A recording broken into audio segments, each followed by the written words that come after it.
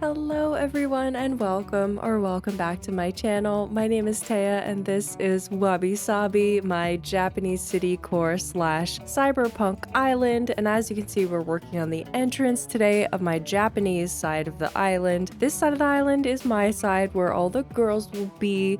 The other side over here across this bridge is my husband's cyberpunk side, starting with resident services as you saw over there. Also, this building in the back is my house with a almost dead snowman right in front of it.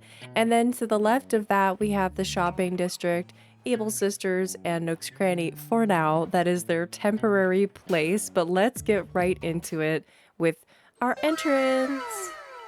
So, Japanese Citycore is a very new theme for me. I feel like there was a time when Japanese Citycore was very popular, everybody was doing it, and a lot of the items were very repeated throughout multiple islands. As with all 1.0 islands, there was kind of a look to them, an aesthetic to them, and that was the way it was, and the islands would just be created like that. I don't know what I'm trying to say. I'm trying to say that there was a lot of them and the items were very established within that theme, exactly what you were going to do with them almost. With the addition of 2.0, we got a lot more amazing items and options, which I find the options personally have become a little bit overwhelming, not gonna lie. I love the 2.0 items, but I guess what I'm trying to say is I haven't been exposed to them for a long enough period of time that I feel very comfortable.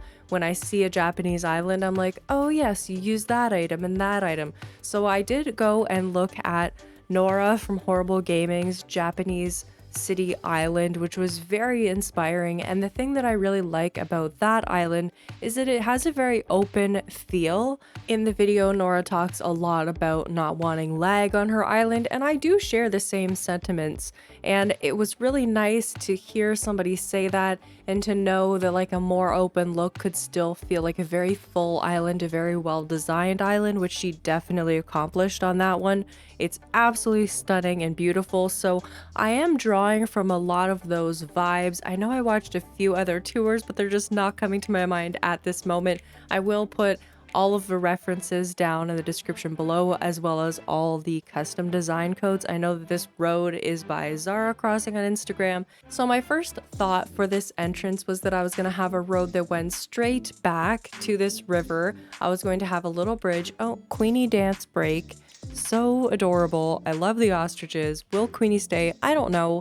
Anyways, we had a 4-wide road that went up the middle and then a 3-wide road that intersected it. And I thought that this would work out, but then I realized I wanted to put a bridge at the end of this road. And when a 3-wide road meets a 2-wide bridge, it does not look good. And this road was not designed to be 2 wide or to be 4 wide. It was designed to be 3 wide. So I struggled really hard to get this figured out, and I spent a lot of time just staring off into the distance. At this point, I had not looked up a whole bunch of reference. I was just thinking, okay, I've done my mood board, I've done a little bit of research, I've gone to a couple treasure islands, let's get into it.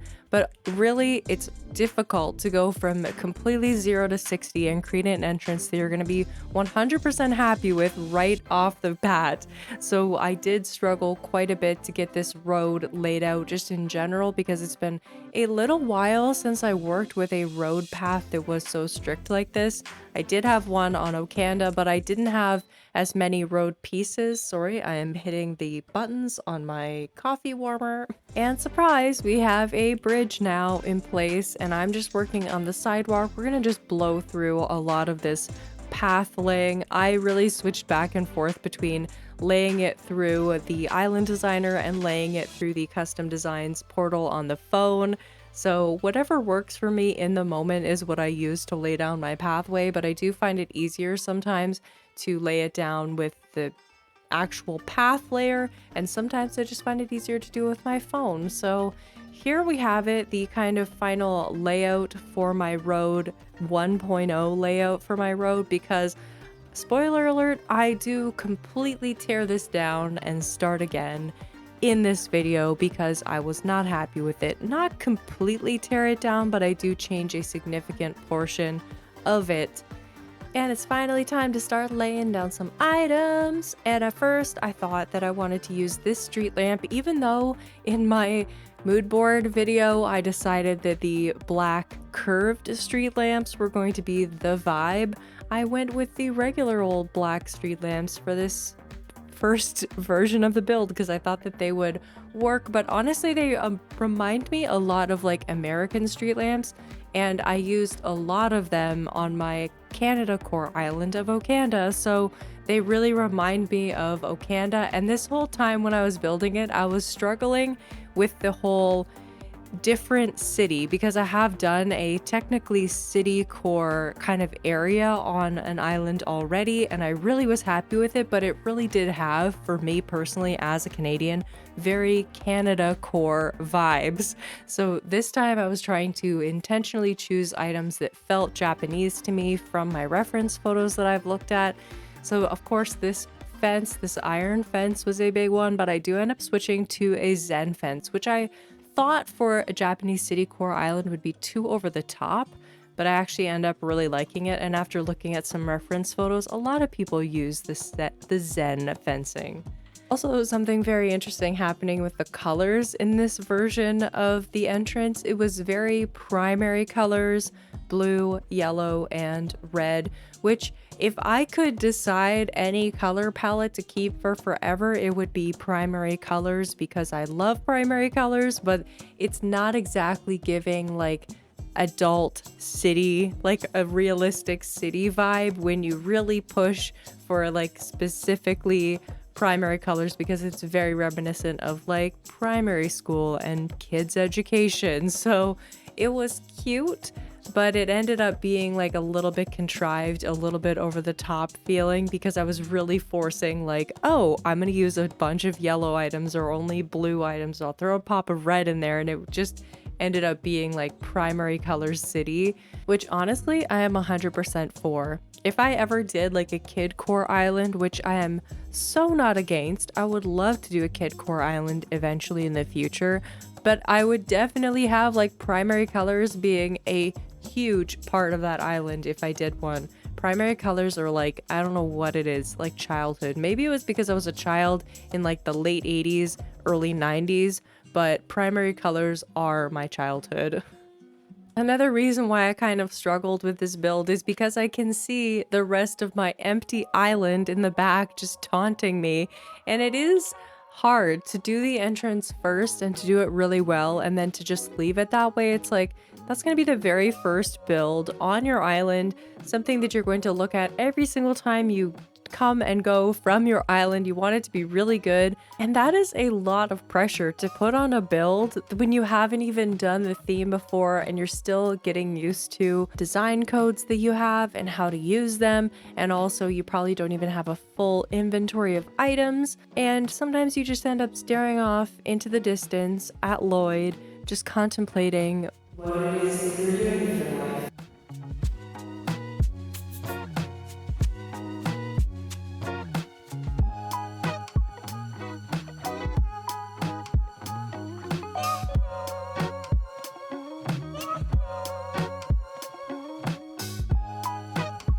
Typically, I cut out a lot of the back and forth that I do with items, and if I create an entirely new version of a build, I will cut out if I put down an item and then I pick it right back up again, but I've left a lot of that in here just so that you can see a little bit more of my process. It is very experimental and very like, I have to see it in order to know whether that's going to be where the item should be. For example, that red bike is moving everywhere, and all of these items do end up making reappearances in the final variation of this build, but I needed some time to think about it and to reassess, to go to some more treasure islands, to gather some more inspiration. So that's what I did. I end up completing this build more or less to something that I was okay with, but I knew I needed more time with it. I knew I needed more items from treasure islands and more inspiration in general. So what I did was I got this build to a part that I was mostly happy with and something that I could build off of. And then I went to Treasure Islands and gathered more items, and that really did make all the difference. Sometimes you just need to take a day off, a little separation from the build to see it again with clear eyes. And I really enjoy this build. After I decided that I didn't need a bridge to lead into a road, that was a giant game changer for me. And I think I just needed a day away to realize that that wasn't important. So at the end of the first day of building my entrance, this is what I had. Very primary colors still. We still have that bridge in place there, just about to be built. And here it is with the bridge built. You will notice that I've gone and changed out some of the codes. That little road blister for the sidewalk, that little like tactile area on the sidewalk is changed to green instead of yellow now. This was my mood when I came back and saw what I had done. And I immediately got to what I wanted to do, which was to take the whole thing down. And it was very cathartic. It felt very freeing to just say, you know what? That didn't work out. Let's try this again. And the very first idea that I had that I knew that I wanted to change on this area was the roads. I wanted to make it so that the road did not actually lead directly into the bridge. I wanted to just have it be a road where you could cross the road onto a foot-only bridge, which makes a lot more sense logically, because why would a asphalt road transition into a wooden bridge? Anyways, we had to have a potato snack so that we could pick up all of these trees, and the cleanup was going very well. I was already feeling a lot better about it by the time I got into construction mode, and we set about on transitioning this road into a half parking lot and a street and a sidewalk crossing. So let's fast forward a little bit to when I've got all of that sorted out.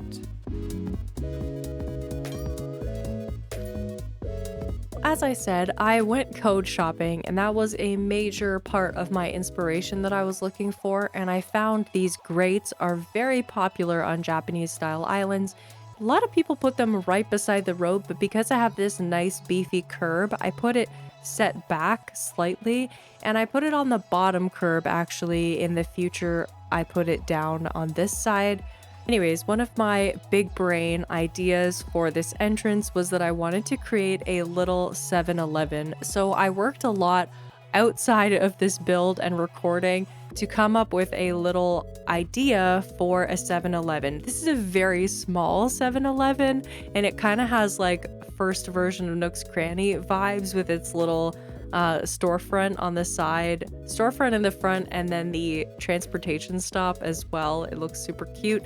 So I put some kind of like ABM snack machine situations on either side of it. And then I endeavored to make a parking lot in front of my 7-Eleven, which was an undertaking. I was not sure where I wanted these parking spots to go. I got very confused with the spacing so that I could fit cars in them. It was a lot of trial and error, but I ended up going with a different style parking lot where the cars are actually parked on the right, facing towards the river. Once I do get bamboo stop blocks, I feel like I will put bamboo stop blocks between the river and the cars, because it looks a little bit right now like the cars are going to drive off into the water. I do have this set up as a 7-Eleven at the moment, but I was considering actually creating some custom designs for Wabi-Sabi, this island specifically. For example, a flag. I also want to make a welcome to Wabi and welcome to Sabi. Since my husband and I are dividing this island, I am going to be on the Wabi side. He is going to be on the Sabi side, and we really wanted to have some designs that kind of said welcome to either side of our island. Thought it'd be cute. And I also had a little brainwave. What if I didn't have 7-Elevens or any kind of Japanese buzzword places, but I just styled it like a 7-Eleven and had it say Wabi-Sabi, like it's a Wabi-Sabi corner store. Let me know what you think. That would take a little bit of brain power to come up with a logo and a name, and then to actually create the custom designs, I'd want to have a couple of different ones and some branding with that. but I think it would be super fun. So let me know what you think. I still do really want to make a video all about creating custom designs. So maybe that would give me a perfect opportunity to delve into that a little bit for you guys. Let me know what you think, of course.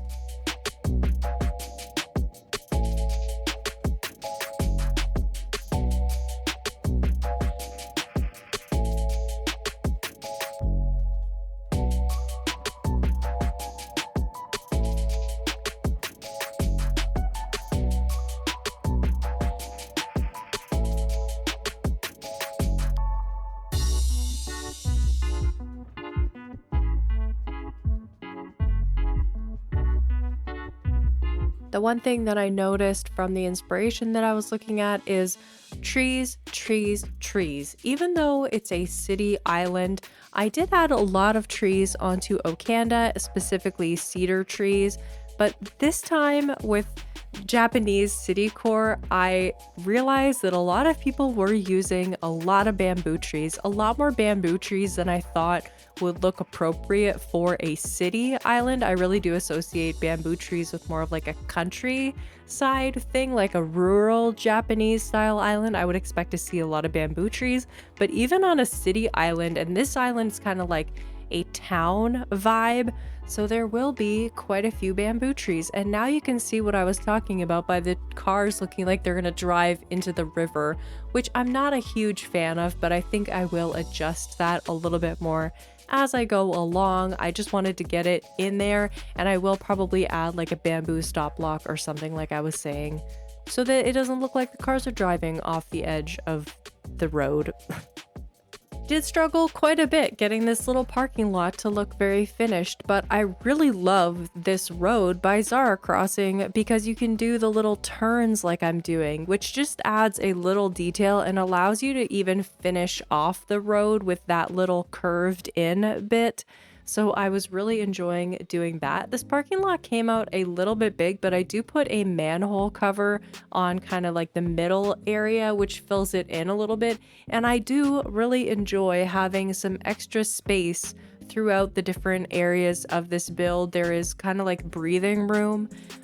It does get a little bit more filled in, of course, than this. And I tried about a billion different paths on this little area because I thought it'd be cute to have some different kind of pattern inlaid to the sidewalk, but I ended up just going right back to sidewalk and fixing up this path here and just bringing those grates. I think it's like a access point for people who are doing maintenance on the roads kind of thing. So it just adds that little extra touch of realism, I think.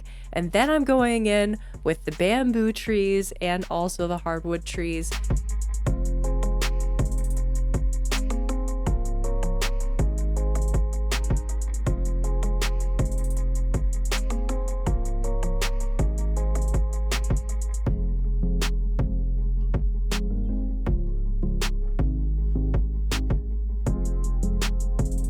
In watching this back, I realized that the manhole covers are almost identically colored to the road, so I might actually change those to a designed manhole cover because there are a few different kinds of manhole covers that you can use in this game. And already I am enjoying this entrance so much better than my other one. I feel like having the little parking lot to the side adds just like something different. Having the crosswalk, just one crosswalk down the middle of the build, is a lot more like, oh, I just feel like I can breathe a little bit more. I make a little bus stop to the side here, and of course plant a couple more trees down along this front edge as well. There's just this little cedar, I don't know, like it came together. When it came together quickly, but I struggled so much before that, which is why like sometimes you just gotta leave it, look up some inspiration, go to some treasure islands, do something else on your island and come back, and you're gonna love it so much more. I love this entrance so much.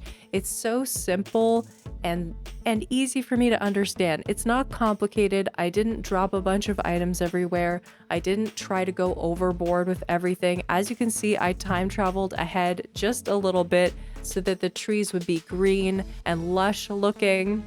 overall, this entrance is really simple and straightforward, especially because it's just my first build with Japanese Citycore. I'm really happy with how it turned out. I would like to download a couple more custom designs to add here and there along the ground to kind of spice it up a little bit. I would like to add a television on top of that vending machine right there, and just a couple of other details like garbage bags or scattered papers, that kind of thing. Customizing those manhole covers would be good, or changing up the actual simple panel colors. We will see, but this is a great start for Japanese Citycore, my very first ever Japanese Citycore island, and my very first build on that island. I think we're off to a great start. I hope you all have an amazing day, and I will see you all in the next one. Bye, everybody!